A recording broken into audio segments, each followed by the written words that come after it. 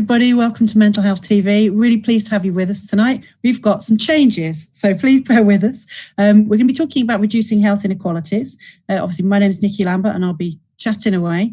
And I've also got the fantastic Dave Munday, who I don't think you've maybe seen before, in the flesh, as it were. Dave? Hi, everyone. So, yes, I'm Dave Munday.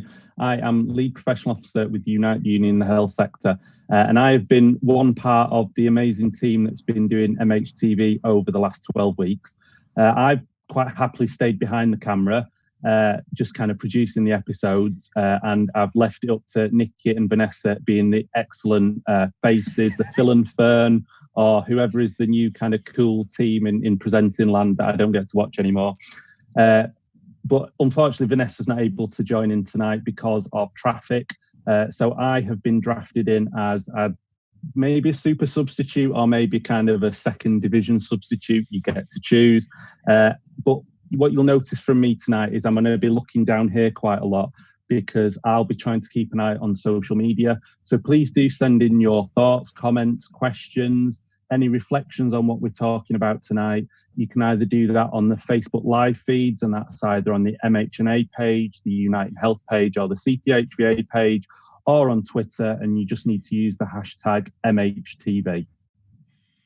So with that said, I'd love to introduce you to our fantastic guest, John Walsh. I'll let him introduce himself. He has a wide and varied career, and absolutely just the person that we want to talk to about this issue. So John, can you tell us how you got here, how you came to be in the role that you're in now?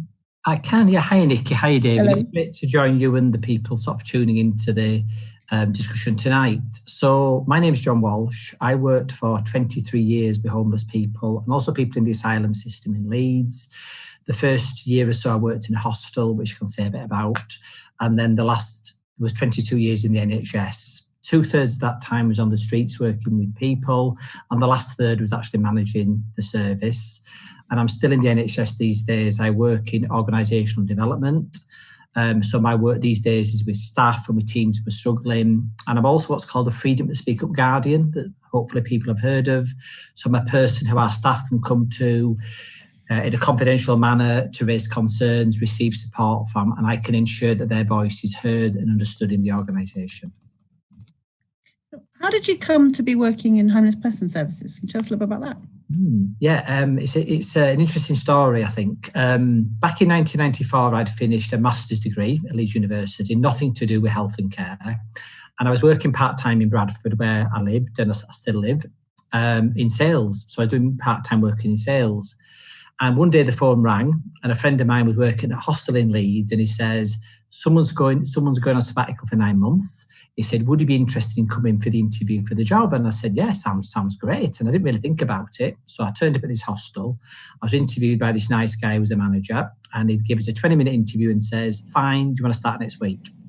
And of course, when I look back on it now, I'm thinking, what about the CIB checks and what about, references and things? But anyway, it was a long time ago, 26 years ago.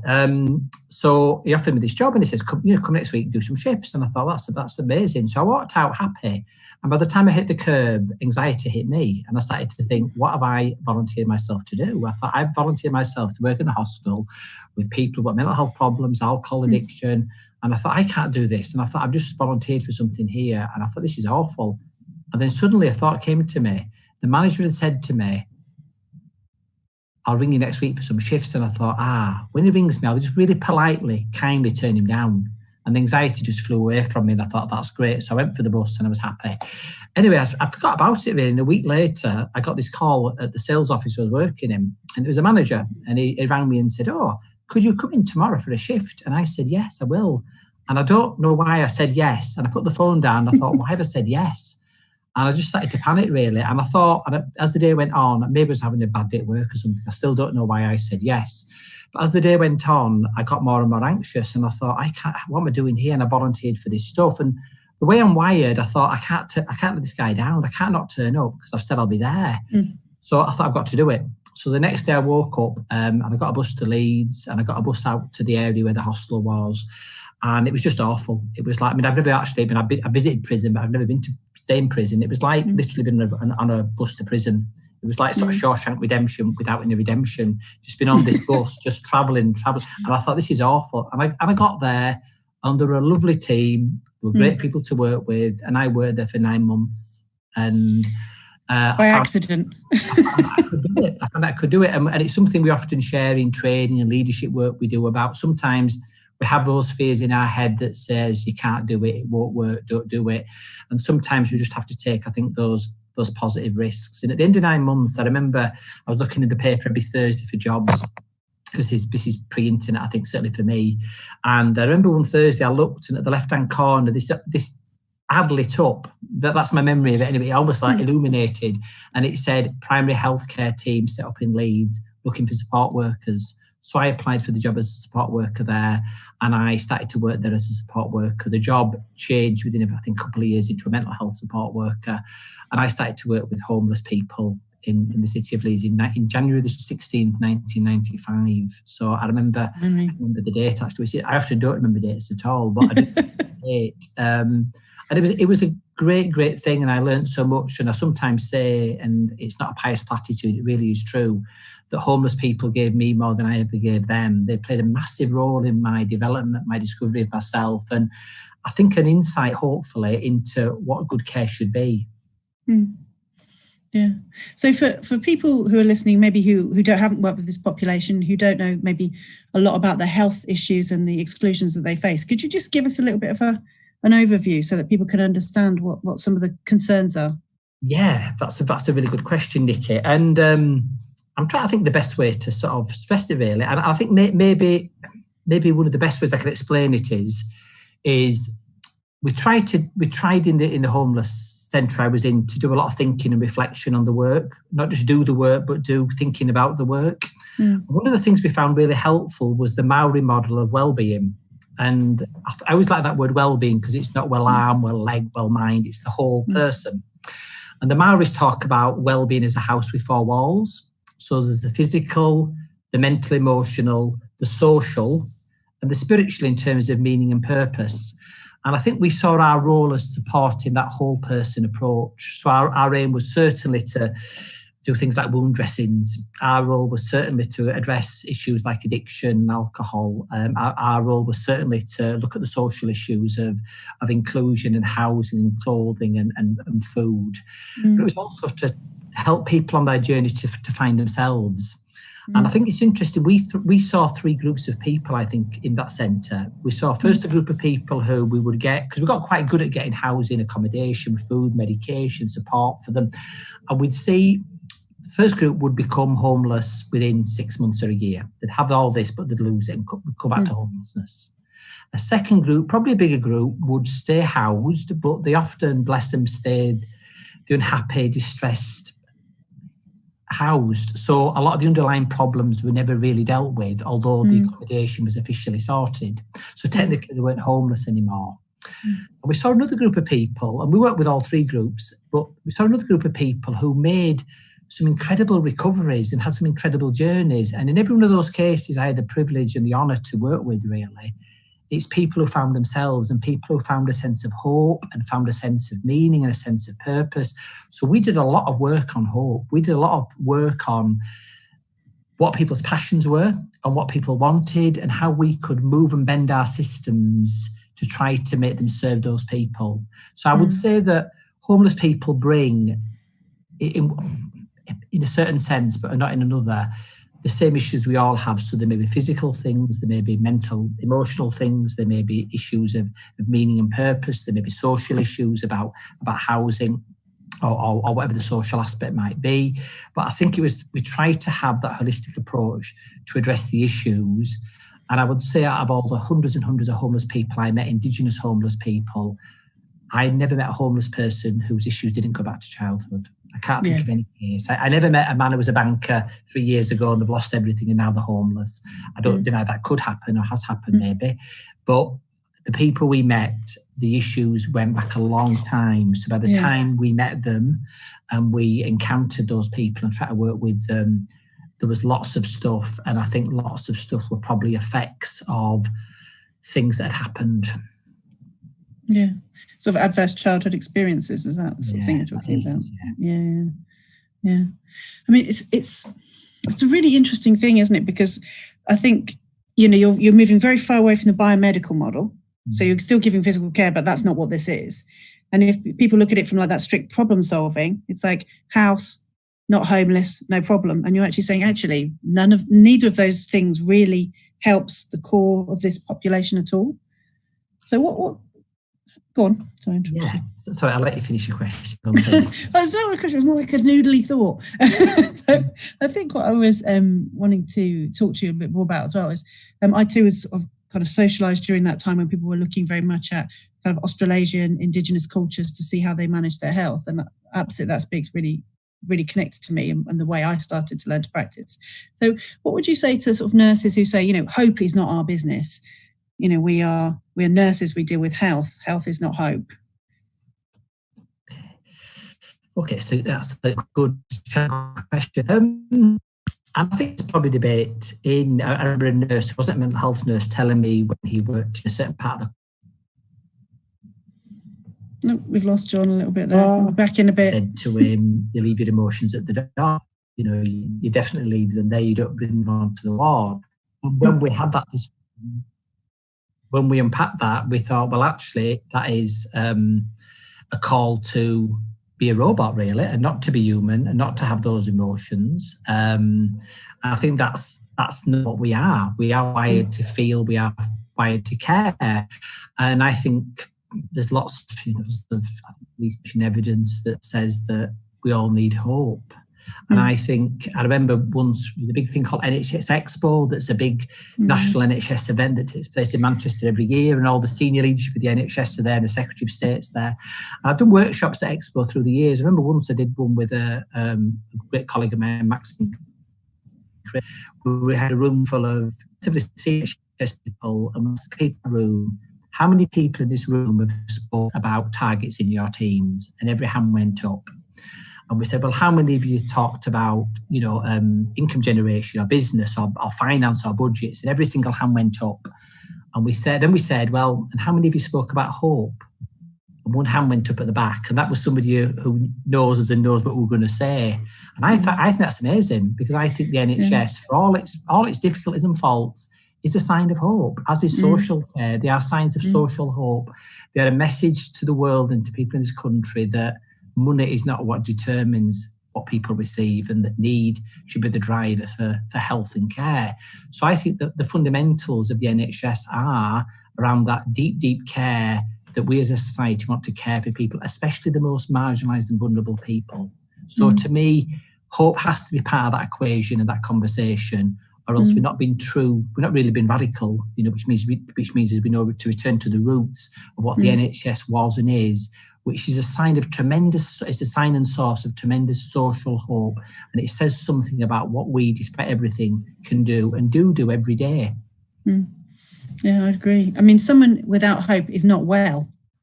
Yeah. They might not have a technical sickness that you can go to the DSM for, the ICD, and actually say this is it. But if they're not physically showing signs of an illness, they will shortly. So I really do to get on board with what you're saying around this idea about thinking holistically. But just on that, it's really interesting, because I know a senior figure in the NHS who was a friend and a great person, great leader, and I remember being at home many years ago reading one of his blogs, and the blog said in essence about his brother who had a wife and a family and a job, and actually his brother took his life. And he asked, for many years I've asked myself, why did that happen? How did that happen? And he said, I've discovered, I think, the answer. And the answer is somewhere along the line, my brother lost hope. And I remember sat at home reading this and thinking, hope is so important. And vulnerability, it really altered my view of vulnerability, because previous to that, I'd thought vulnerable people were just people who were asleep in the streets of whichever city they're in. And actually, vulnerability can be something that affects all human beings. And we could have this situation where the man sleeping rough tonight under the building, certainly vulnerable, and needs all our care and support. But the man who works in that building as a manager or as an officer, or whatever he works, the person is thinking suicidal thoughts, having suicidal ideation and intention. So it really challenged my views of vulnerability, that certainly marginalised people and groups are massively vulnerable. I'm not denying that. But also there's something about where does hope play in this? And when we lose hope, I think we lose something which we can't function properly, I think, without. And I think what I saw with working with many homeless people was people find themselves and find hope and find that sense of meaning. And we know from Viktor Frankl's works in the concentration camps as a psychiatrist, the people who came through and went on to have positive existences were people who somehow kept some sense of meaning and hope. And I think it's different things for different people. And I know we can't go around forcing people to be hopeful because that'd be oppression. But I think what we can do as human beings and as nurses or as doctors or as medics or as receptionists is we can create spaces where people can find themselves, listening spaces where people can identify and engage with their hopes. It's such an interesting thing, isn't it, with this idea about vulnerability. So what does it mean to be vulnerable? And I think when I was sort of being educated, vulnerability was the label we put on other people and used it as a permanent state of being, rather than thinking every human being can be vulnerable at different parts of their lives according to what's going on for them, according to what the hierarchy and system is around them. And now we see what happens when staff are vulnerable, to stress, to pressure, to burnout. And it's the same pattern, isn't it? Because we're all human beings, like losing hope. So there is a lot, I think, of connection to be thought about. There's a lovely quotation from Simon Sinek, the leadership sort of writer, where I think it's really applicable during COVID, and we've used it in our trust. And the quote is something like, "We are all in this together, and we are our own best hope." I think it's a really powerful thing, because the first bit's about we are all in this together. So it's about how do we work together, connect together. This is about collectivity, but it's also about what happens when we do that authentically, meaningfully, and with hope. Actually, we become our own best hope. Because in a sense we create community, whatever that means. Yeah. So what practice have you seen recently that you found really gave you that sense of hope? So people's working styles or ideas? I think one of the most fundamental things I see, and I see it again and again, I saw it with homeless people, I saw it work with homeless people, is the tremendous levels of kindness, I think, in humanity, and we've seen it during COVID, I think, as well, that people express. And I think I've seen it in staff situations. There's something about the power, the kindness that human beings can have that can make such and such a difference. So just to give one example, when my mother was dying of cancer in 2007, if you looked at her GP record, her GP did nothing more than any other GP would do. Referral letters, medication, etc. But it's the presence that GP created for my mother that made the difference. And that presence was kind, open, empathic, listening, presence. And there's something about the ability to be able to create what Carl Rogers the psychologist talked about as presence, that congruence, empathy, listening, acceptance. When we can create that presence with people, something, even though my mother had a terminal illness, there was something about that presence that helped her feel included, valued, and loved, I would say, as well. And I know it's an interesting word to use, and we often don't use it in our services. I heard a lovely story. I spoke to somebody once whose father, as a psychiatrist, was trained by Carl Menninger, who's sometimes called the father of American psychiatry. And this person said that when her dad was training as a psychiatrist, the first thing they learned from Carl Menninger was, when you go on the wards, when you work in the community, your first duty is to love the people you meet. And by that, he meant to have that deep care, that deep concern, that deep commitment to people. And in some ways, and it's to see through the problem to the person who's there, and to discover their story, their struggles, their hopes, to really encounter that human being. And I think if we can do that, that's where we get the change and the good care and the good services. And I think where services fail is where we've stuck with the label and the problem. Yeah, that reminds me, actually, I did have a question that came through from a student earlier on. They prefer to withhold their name, and that's absolutely fine. So do bear in mind if anybody wants to ask a question, but they don't feel confident about that. You can absolutely do that through DMs and things like that. That's no problem. We'd rather you ask the question, even if it makes you feel like you're comfortable. If you want to know the answer, it's fine. And the basic gist of the question is, it's I think a very junior, from what I can gather, a junior student who is working with people with this vulnerability, people who've had homelessness experience, and they seem to be very concerned and very worried about what will happen if they show disgust, or if something happens that causes them to hurt the feelings of the person they're working with. They're very worried about smells and things like that. And I wondered what you would have to say and advise on that. How can a person give good care? Okay, I mean, the first thing I'd say is thank you for the question, because it's such an honest question. And I think the more we have honest questions where we talk about where we might struggle a bit, I think the healthier we are as systems and as services and people. So in terms of the question, I think there's something about recognising where we're not feeling comfortable with something. And I would say, finding a way perhaps to talk to a colleague or in supervision or in reflective practice about that, and sense making of it. There may be, probably with lots of people we work with and meet with, there may be aspects about them that don't chime well with us or jar with us. And I think it's about, that's probably human, but there's something perhaps about what we do with it is the key thing. So we wouldn't vocalise it, but we might need to process it and find a way to process it, either individually or talking with colleagues about it. So I think there are things which we might find challenging in people's, and it's not homeless people, it's everyone, I suppose, really, behaviour or language or whatever that might be. And it's finding ways to be able to work with it, but not do so in a way which is insensitive to the person. And my guess, I don't know the student who's wrote in, and I doubt I ever will meet the person. I think that from their question and their level of sensitivity and care, I think that's what comes through to people. I mean, I made loads of mistakes. I've always made mistakes working with people, and I still will. I'll probably leave this planet making mistakes. But at the same time, I think people read us quite well. I think we meet readers. I think if people can pick up, as in the student, if they pick up that care, that willingness to want to help, to be a difference, that's what really matters. That's what really matters. And I found people where I have got stuff wrong incredibly forgiving. When I've said something wrong, or I've got something wrong, or I've misunderstood. I think people, readers, and if they can read a genuine heart that cares and wants to make a difference, I think that's the important thing, and that's what will come over. And I wouldn't worry too much about our language, process our thoughts, of course, but I think if we've got the intent, that good intent, and we work at it and we keep reflecting, I think we'll be okay.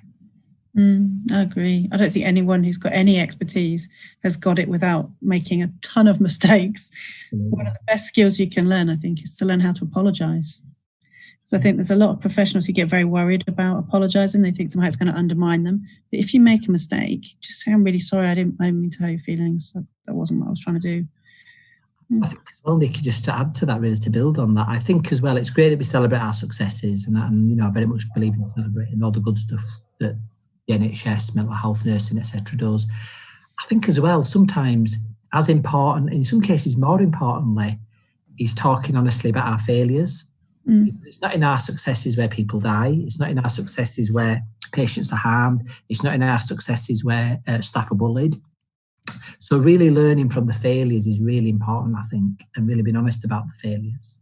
So I think there's something about really, and maybe the failures are, when you think of Mid-Staffordshire as an example, perhaps horrendous stuff that happened there. So there's something about learning, really, I think, from when things go wrong, as well as just celebrating all the good stuff that happens. We should come over to Dave and see if there's any questions for us. It's funny you say that, Nicky. There is. We've had a few comments. I thought so. Yeah. It's the brainwaves. We've had a few questions and thoughts over on Facebook. Obviously, thanks for the people who've contributed. Before we go into one of the questions, Alfonso, yes, I do exist. I am here now in front of the camera. Next, Adrian, he agrees with you about how service users that are homeless can cause both challenges, but also can be really rewarding for people in practice. And the question that is put is, how can we make services more inclusive for them? The trauma is often vast and the presentation to services is very complex. Services are often exclusive focused, and NFA is often an unofficial exclusion. So I'm guessing NFA is no fixed abode. That's a great question. So thank you for that. Is it Alfonso? Adrian. That's Adrian. Adrian, sorry, Adrian. Thank you, Adrian. It's a really, really good question. I think creating inclusive services and knocking down some of the silos organisationally can really help. And I don't know who actually established the service I joined in 1995, but one thing that I didn't notice at the time, but I've reflected on it since, is when I joined that team and I was there on the first day, there was myself, another support worker, a GP, a practice nurse, an administrator, and a mental health nurse. And it's really interesting to have a mental health nurse in 1995 in primary care. Now, we know now with a lot of integration work, mental health nurses are working in GP services, which I think is a great thing. Actually, back there, somebody had the vision, I'd say, to think, well, actually, let's put a mental health nurse working in a primary healthcare team for homeless people. So I think the more we can bring together, not necessarily merge organisations, so I don't think it's about that, the more we can bring together disciplines and expertise and different voices and work with that. And we also, at one point, we invited social care to be part of the work, and we did work with social care as well. And we used to invite everyone in. We used to have solicitors coming in, housing people, podiatrists, MSK workers, dentists could come in. We'd create space for anyone who housing would come in. So we did all we could to bring services into that building to create, I suppose, a bit of a hub that people didn't have to travel over the city to get a service, they could get it where they came. And I think there's something about joining together what really should never have been separated. So it's a really interesting point. In 1947, 1948, when the NHS was established, we know it was Nye Bevan who was the minister who led that, the Labour minister. And what I discovered a few years ago was, and I was quite taken aback really, was we all believed that Nye Bevan was the Labour minister for health, and he wasn't. He was the minister for health and housing. So 70 years ago, they knew that health and housing goes together. They know that poor housing led to poor health, and poor health led people to poor housing and sometimes homelessness. When I joined the centre in 1995 in Leeds, the homeless primary care team, there was no connection between health and housing. And one of the things I did in the first several months, actually, I went to meet the managers from the local housing office who worked with homeless people. And we used to go for coffee and talk. And what we created was a relationship. And on the basis of that relationship, we were able to do really good work. And I think something we did do was we flexed and bent the system without breaking it. So I would get a call on a Thursday and it'd be the housing office saying, we've got somebody in here, we're really, really worried about their health. And I would say, look, we'll sort an appointment now for you. Don't worry, send them down half an hour, we'll see them, we'll get them in somehow, and we will do it. Or in some cases, we might even send somebody out, like myself, I would go out and meet them or whatever. But also, when I would take people up the road to that housing office, the managers would say, just leave them. We can sort it, we'll sort them. And we created a relationship between ourselves and understanding that hadn't pre-existed, but that benefited the people we both were working with. So we brought together what really never should have been separated. I'm not necessarily in favour of fusing everything in one big monolithic organisation, but there's something about creating the relationships that can allow the work. And I remember when I was in the homeless centre for several years before the functional model came on wards, where each psychiatrist used to have their own beds and their own wards. We had a psychiatrist allocated to, who was a great guy who did lots of good work, and he had a certain ward at one of the hospitals in Leeds.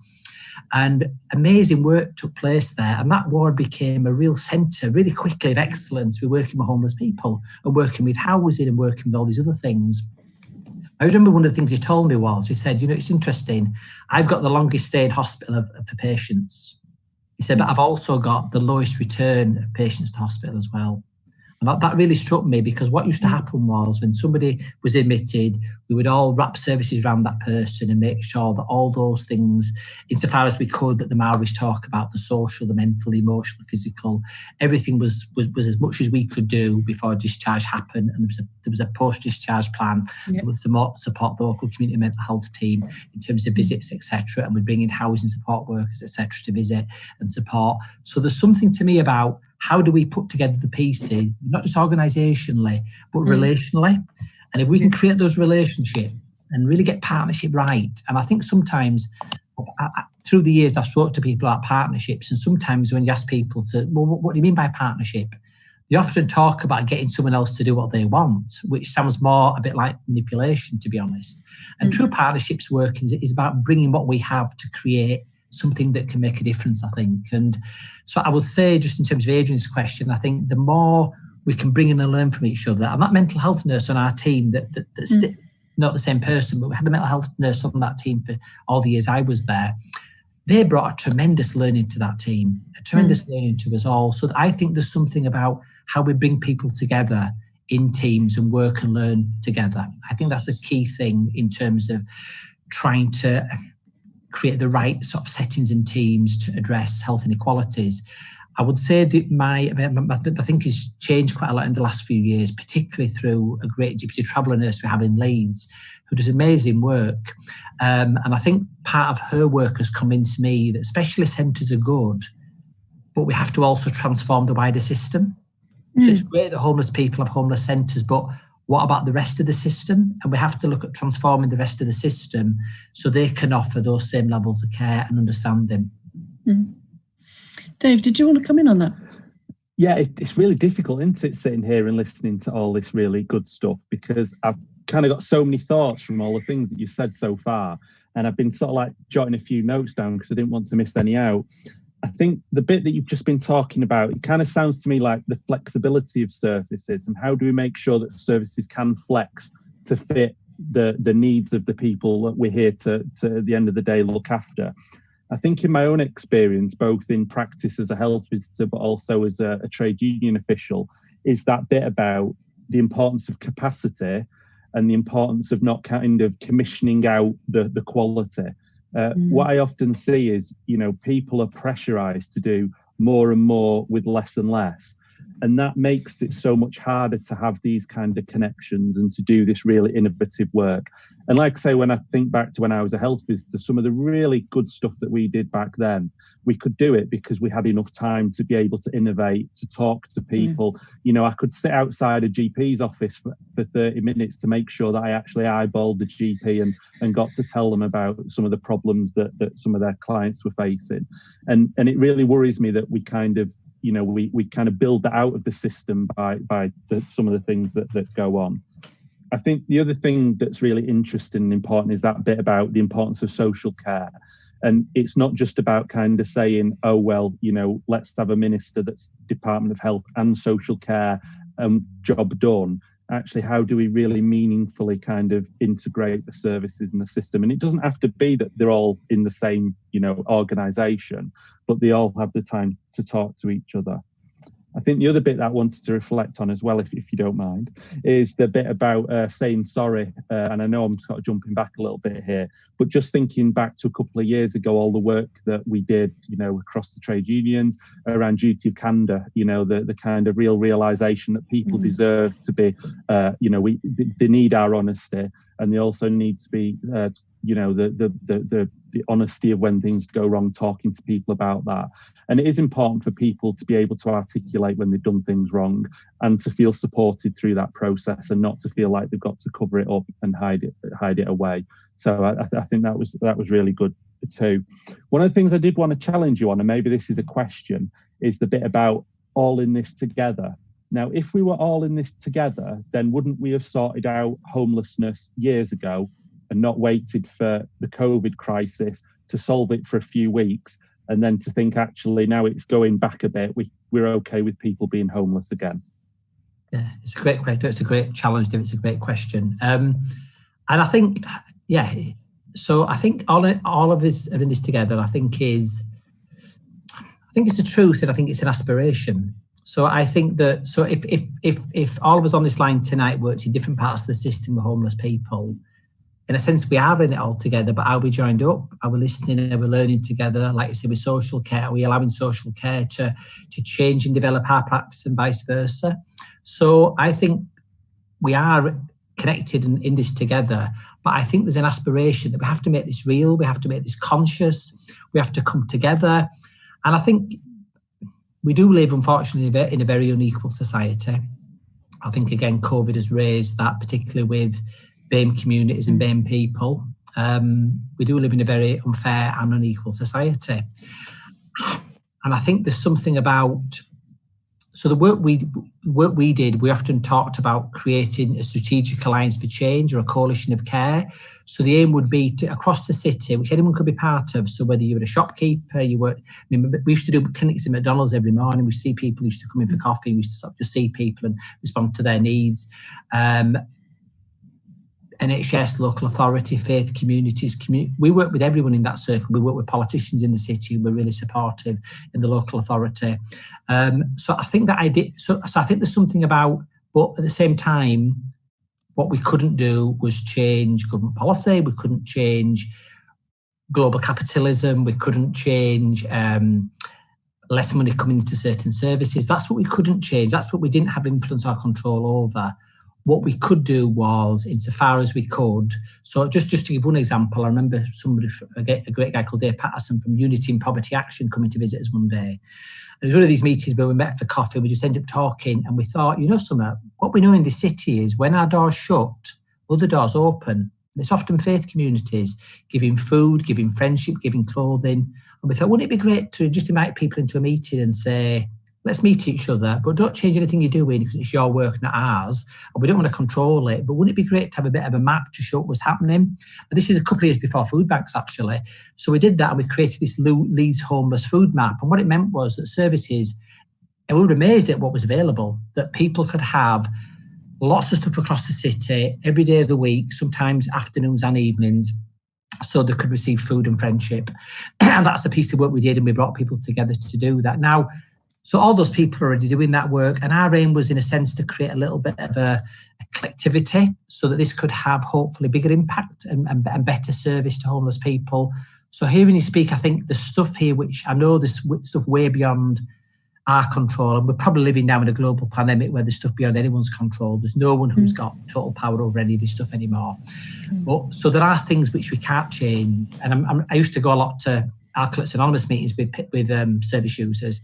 And I always remember sometimes used to end with a thing called the Serenity Prayer, which is all about accepting the things we cannot change, the courage to change the things we can, and the wisdom to know the difference. And it really struck me, whether people are religious or spiritual or not really, it's that sense of there's some things which we can't change at the moment, but there are things we can. And how do we know those things and focus our energies where change is really possible? This is whizzed by. I was just thinking we've got like 10 minutes left, and I know we've got more questions. So shall I go to Dave and you just let us know what questions we've got? Yes, so I know we've, as usual, we've had a few students contributing. One of the questions, why do people leave a house after you've sorted it out? Oh, that's good. That's a really good question. If the problem is homelessness, I think that's what they were saying. So once you have it, what? Because you said that at the start, you remember there's a third of people who just don't stay in housing. Yeah, I mean, I think I talked about three groups. I don't know the exact percentages, but we would see people get nice accommodation, furnished accommodation with support, and then they become homeless again. My guess is, and I'll put it in the form of a story if I can. We used to every year we used to go for about a week into a sixth form college to do work with students around homelessness. And one of the exercises we always used to do was we put the word home on a flip chart and we'd say, what does that mean to you? And we did it with hundreds of students through the years. I think there was 2 students who ever said it was a pair of keys. They all said, oh, it's a place where I can chill out, and it's a place of privacy and a place of love and a place for my family. It's a place where I can shut the door and lock out the world. And I think the lesson we always sort of reflected back to the classroom was, so actually home is about meeting some very fundamental human needs that we all have. So it's not about getting somebody a house. And we got quite good at getting people accommodation. Obviously, accommodation is a great thing, but home is a lot more than that. And to actually, any of us who, as all of us on this call, I assume, are doing, anyone to run a house, it's not always easy to run a house or manage a house, particularly if you've had the cards stacked against you from an early age. So I think there's something about the skills needed to run a house, which I struggle with. I'll put my hands up, I'm 55 and I still struggle with it. But I think there's something about what home is, and that homelessness isn't houselessness. We've perhaps made it into that. If you're homeless tonight, Nick, I'll give you a pair of keys, you've got a flat, you're no longer homeless, you're off the books. But that's not home. That's the flat, it's accommodation. Home is something we make. So I think to ask these questions, I think bring us to some quite deep places in terms of our fundamental human needs. It is a really good question, actually. When I first started, I thought, oh, there's probably a few reasons. But actually, it's a very personal and deep thing for people, isn't it? I mean, can you imagine if all your life you've been told your homelessness is your problem, you get given a bed and a place to stay, and it is not better. Nothing is different for you inside. It might be much easier for you to go back to the community of people that you know, people who are rough sleeping. And I think there's a lot of truth in that. I think just when you were describing, when students feedback on what's a home as well, one of the things that came into my head, and maybe this is one of the problems that we've got in some parts of society, is, what is a home? Did any of them say, well, it's a way to make an income, it's a way to make a load of money because they're going to invest in houses and, want to build that money in, over a period of time? And again, that kind of bit about, have we got a society that, people do take advantage of it and make a huge amount of money? And actually, if we took that out of the system, we'd have a much more kind of positive and, productive relationship with home ownership or, living in homes. Yeah, I mean, the other thing is as well, that some of the places that we offer people to stay are frankly quite frightening for people. I've seen some, because we have such a crisis in terms of finding safe accommodation for people. In the past, I can remember working in places where, to be honest, the service user was like, oh, I think I should meet you outside because, you're a girl and I wouldn't want you to have to come into there. And you think, if you're trying to look out for me, what does that say about where we've put you? Yeah. Well, just as a health visitor, there were some estates that I'd go and visit where me as the, kind of youngish bloke would feel a bit kind of at risk, but I was going into families where there'd be, a single mum, a few kids, and it just had to be where they lived and they kind of felt secure and safe. And, if I couldn't feel safe there, then goodness knows how they felt. There's been another question. How can you tell what is politics and what is health? Oh, they're singing you today, aren't they, John? Good luck with that. Dave and I'll be at the back. It's a great question. I don't know where you draw the line. Because health, we have a Secretary of State for Health, as we know. We have health policies, government policy, etc. Department of Health, the conduit for government policy. So politics and health in this country are inextricably linked. And I don't know where.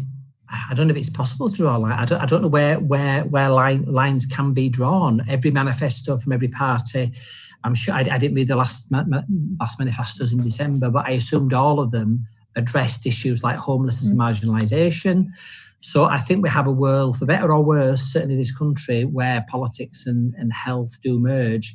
And actually, I think the issue of where health stops is a really interesting one, because in the city I work in Leeds, there are 3 health trusts, but actually the local authority does health work, third sector do health work, community groups do health work, people supporting their loved ones do health work, carers do health work 24/7. So there's something here about where does the line for health stop. So although there's 3 NHS trusts, health goes far beyond there. And so I don't know where the line would be. And it's a really good question, because I think it's just made me think about how enmeshed politics and health have become. And I think we're not necessarily always equipping health workers to have these conversations in a way that they can feel confident in their professional opinions. Sometimes saying, you can't talk about politics, you've got to just talk about health. You can't. Whereas we can see really clearly that someone without a house, their health is compromised. It's really obvious. And to the point where actually some countries have actually just had a housing first policy, which is when you're trying to sort any issue out, the person has a house first and then you put the rest of the services in around. You don't get someone to a stage where they're okay. You actually look after them in terms of their physical safety and well-being, and then work the rest of the services in around. And I think that's a really interesting model. It is. It's kind of a Maslow model, isn't it? I suppose, of doing that very basic stuff that people need and building from there, really. So I think there's something, there's certainly something. And actually, you're right, Nicky, because sometimes almost people have got to get right to get a house. Yeah. I mean, I think things have changed, actually. I mean, I've been at homeless services a few years, but I think things have changed. I think on some of that stuff, though. Yeah, we're getting better at meeting people where they are, I think, rather than expecting some miracle. Because if the miracle was happening, we wouldn't be needed at all, would we? It would just sort itself out. So is there any more questions then, Dave? There's none that I've seen, but I suppose one of the ones that I've been thinking again while I've been talking, and maybe this is too big for right at the end, but hey, I'm in this position today. It's this thing about universal credit, and actually, you know, the kind of the problems that universal credit has caused, meaning that people are much more likely to become homeless. And actually, do you think the government's starting to grapple that issue, or is it completely lost on it? Right, okay. So I'm here tonight in a personal capacity. I'm not representing the organisation or workplace. My personal view is I have real worries about universal credit. I would like to see a benefit system that supports people in the fullest way possible. I was growing up a beneficiary of things like having a grant to go to university. I very much favour bursaries being restored to nursing. I believe we have to invest part of the capital of the country in our students and in our nurses. I really do. And I would veer towards I don't veer towards it. I'd stand on a view of massive public expenditure to support the NHS, social care, mental health, nursing, and benefit systems that can support people really. You know, I think to me, we're back to the NHS being a sign of social hope. I think a sign of civilization and a good society is that we care for people who are struggling. Yeah. And I think, again, what we've seen through COVID is that some people that never thought that they would have to rely on the benefit system have had to rely on the benefit system and have actually found how wanting it is. And, you know, whereas when they were kind of secure, felt that the benefit system was this thing that gave out to anyone that was skiving a bit and it was really generous. And actually, a few weeks later, they're in that situation that they rely on it and they realise how woeful it is. And I think that's why we've got to, you know, really press the message at the moment. And interestingly, this month's Mental Health Nursing Journal, I've read a pre-publication version of it. You know, we've got Paul Farmer there, the chief exec of Mind, and one of the things he talks about is the benefit system and how it needs a radical overhaul. So I think, you know, we're all kind of coalescing around that message because it's such an important one. But, you know, obviously the frustration is I don't think we've got a government that wants to hear that message. That's a reasonably fair assessment, Dave. I think I was going to be calling you on that. Seems a reasonable view. Yeah, so we'll keep pushing. We're nearly at the end of time, so I guess now, if people could just think about if there's anything that they want to talk about in terms of where we're heading in the future, in terms of managing inequalities or supporting marginalised populations, that would be a good thing to hear. So, future directions. What's coming up? Sure. Have you got a thought, John? I know it's. Sorry. I think maybe one of the first things I would say, is around awareness of where people are. And I think we always have to freshly discover where people are. And I've had conversations in the last number of months with staff, for example, who are shielding, and it's been revelation time for me because I've thought, I didn't know that, I didn't realise that. And that galvanises me to think, what do I need to do differently? What does our organisation need to do? Working very closely the past several months with BAME colleagues as well has really brought things home to me. And I'm weekly and daily meeting with them and trying to change our systems to make sure our systems represent and include those good colleagues. And I think it's the same with all these marginalised communities as well. With all marginalised communities, how do we become aware? I remember when I was at the homeless centre, we'd often have national figures from the NHS or leading regional figures would come for visits. And we'd often take them around the streets, we'd sit in doorways with people, we'd go to the asylum centres. And that experience, it's about experiential learning, the power of experiential learning, it would blow people away. I remember somebody in a very senior position in the NHS saying, I think I should resign my job as a senior person and go back to frontline nursing from what I've seen. And it had really impacted them. And I said, well, no, you don't have to do that because we need good people like you in those senior positions. But there's something about encountering and opening ourselves up to, you know, what's there and where people are. And we have a situation in this country where mortality rates for Gypsy Traveller people are 50 years old. If you're a homeless man, they'll probably die at 47. And if you're a homeless woman, they'll probably die at 43. And there's something incredibly unjust and wrong about that. And I know we're back to what we can control, not what we can't control, but there's something about what we can create together in terms of connecting, sharing, linking services together, bringing resources together, making the argument, dipping our toe into the political stream as well, to think and urge and agitate and educate as well. Absolutely. Dave? I see you making notes. I feel concerned. I always find it's better to make notes because then I won't kick myself later when I completely mess it up. I think the point that I would want to make is that obviously this evening we've talked very much about homelessness and how that kind of has an unequal effect on people and the effect that it has on people's health.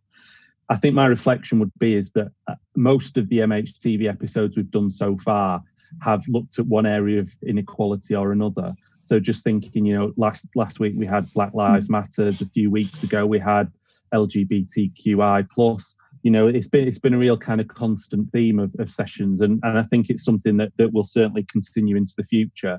And just looking to next week, we've got Kate Lorimer, who's going to be talking about sexual safety in inpatient services. So again, kind of thinking that kind of threads all the way through. I suppose the other thing is that there's lots of good work being done, including by organisations like the Centre for Mental Health, and they've obviously got their commission on equalities at the moment, and that's certainly something that's worth looking into. But all the work that they do, you know, really does kind of highlight issues that really have resonance with this, and you know, kudos to Sarah Hughes and Andy Bell for the work that they're doing there. And obviously, as always, you know, you kind of sit here being involved in it and you think, wow, what a lot of things we've discussed over the last 50 odd minutes or so. And, you know, it's really good to be involved in this. And I don't often get the opportunity to say it, but, you know, a big thanks to Nicky and Vanessa, because I think they've been such amazing captains of MHTV over the last 12 weeks, and long may it continue. So any final thoughts from you, Nicky? Thank you. I lost contact with you there for a bit, so I assume you said something nice, right?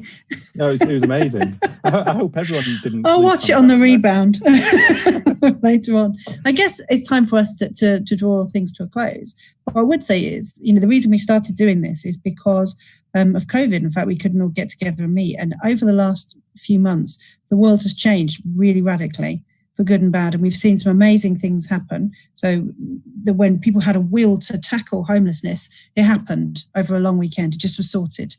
I mean, it slipped back, but I think it shows what's possible. You know, the fact that, you know, when push comes to shove, we can do things that are amazing, and I think that that's an expectation that we should have, and not let this, not let things be scaled down and scaled back, and lose our confidence on speaking out about things. So I think that's going to draw us to a close for today, Dave. I take it you are officially stopping us now? Yes, the finger is on the button. So should we say 5, 4, 3, It sounds like 2, a rocket. 1. Thank you very much, everybody. Take care. Bye-bye. Thanks, John.